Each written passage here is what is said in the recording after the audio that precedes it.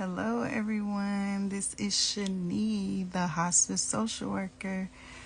It's been a couple days, so I wanted to get on here and talk to you guys tonight while I had a little bit of time and I was just thinking about some things that has been coming up a lot lately in my field as a hospice social worker.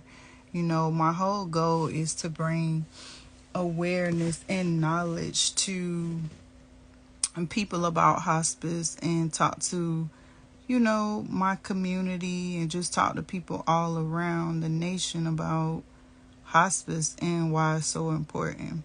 So today I want to kind of talk real briefly. I'm not going to be on here long, but talk briefly about healthcare directives.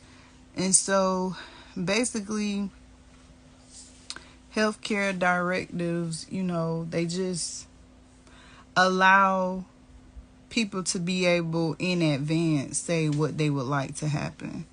And so one of my questions tonight is, how much thought have you put into who will make a healthcare decision if you're not able to communicate? Oftentimes we don't think about this ever until it gets down to it and something happens and now somebody is making a decision for you. And it may not be exactly what you would want. And so that means someone else is left to make a decision that they're not sure about.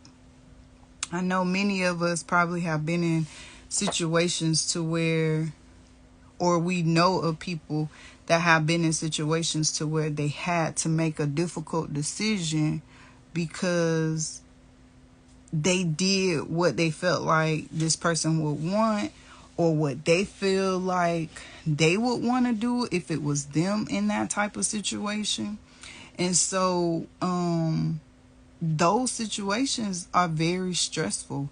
Those types of situations tear apart families, all because they're left to make a decision based on how they feel about things, but not what the person wants or not what you would want. So another question I have is, when will you start thinking about an advance directive?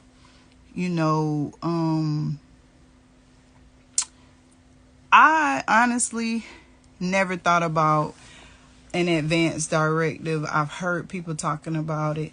Didn't really know a whole lot about it, but I understand it more and more just how important it is to have an advance directive and when I should start, looking into having an advance directive and when I should change that.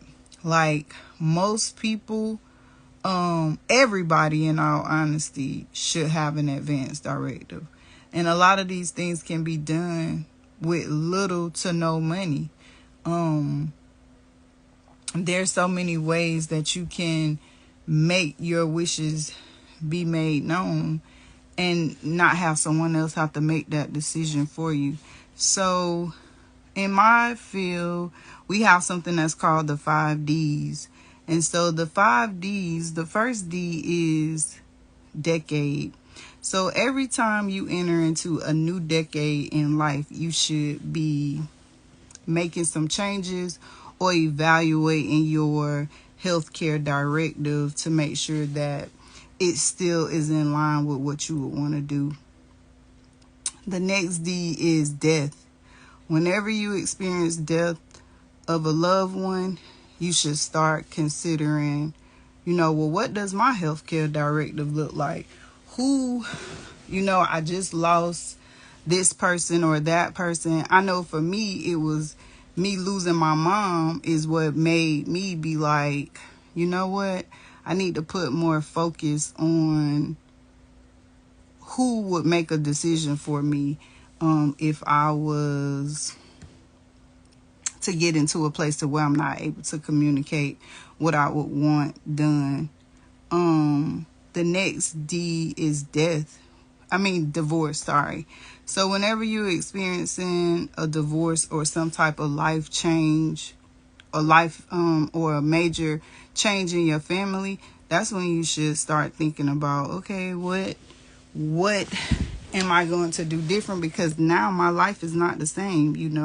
I may have been married for X amount of years, and depending on that relationship, you may not want your ex-spouse to be making decisions about your health if y'all are no longer together or have separated. Now, some people get divorced and they remain good friends depending on what happened, or maybe they later on, get to a place to where they can be cordial with each other and they have lived a life together and they know what each other want.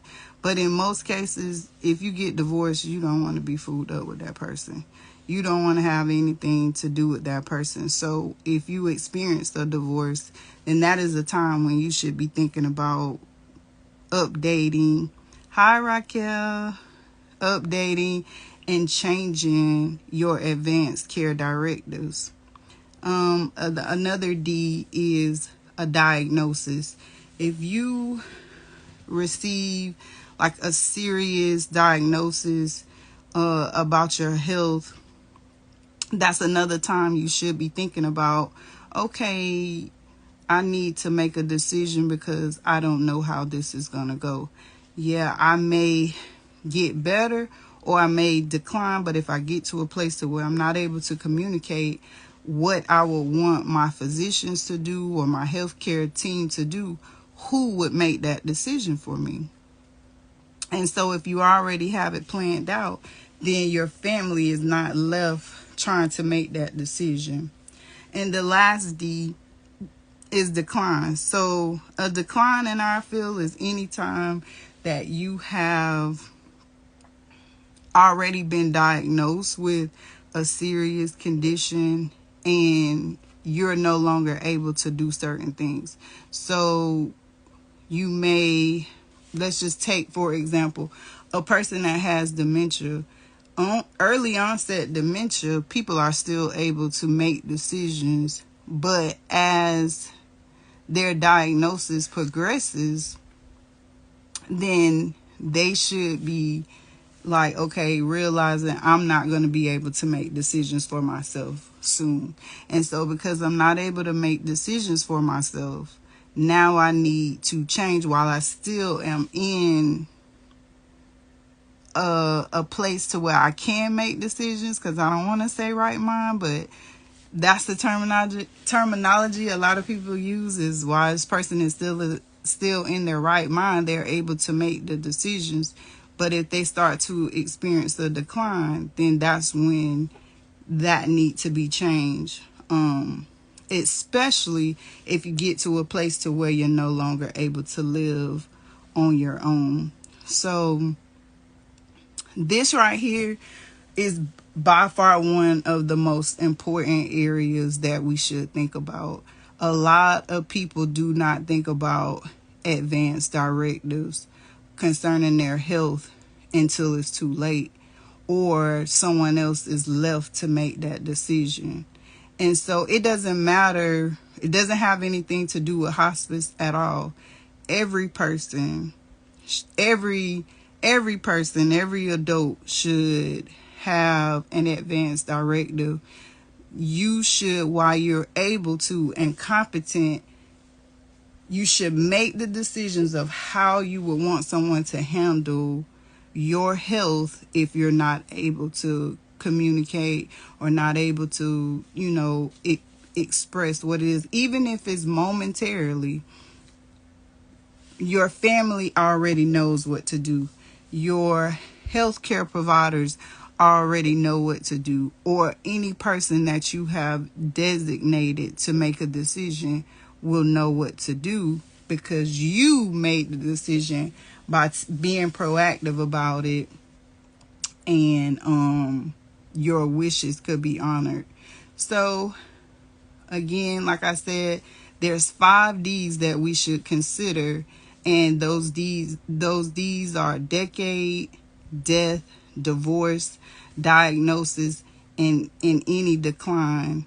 So, like I said, make sure you guys are thinking about these types of things, or make sure everyone is thinking about these things. Pass along this information, because this is very important. We don't tend to give it the type of attention that it actually needs, but this can make life so much better. It eliminates a lot of chaos. It eliminates a lot of confusion and disruption in a family dynamic when people have said, you know what, I'm going to be proactive and I'm going to decide how I want to live my life and how I want my health to be determined, and nobody else has to make that decision. Nobody has to get upset with anybody because they were honoring what you decided. So on that, I am going to end this live. I just wanted to get on here and talk real quick. I know it's been a while. Man, okay, one day I'll be able to talk about all that I have going on. But I'm just trying to stay active, stay present, and just embrace this new space. I'm really coming out of my shell and talking, getting more comfortable. And that's just what it's about, because there's so much I gotta share. There's so much that needs to be shared and need to be talked about. And so, yeah, I'm here for it. So, again, y'all hit me up. Y'all can put, a comment or DM me. I'm working on becoming more tech savvy and being able to have ways that I can share information and send out information. But until then, just hit me up, send me a DM or something if you have a question, if there's anything that you want to know, if there's somebody who wants to know, if there's any topic you would like discussed, just let me know and I'll get on here and I'll discuss it. So until then, I'm Shani, the hospice social worker, and y'all have a great evening. Good night.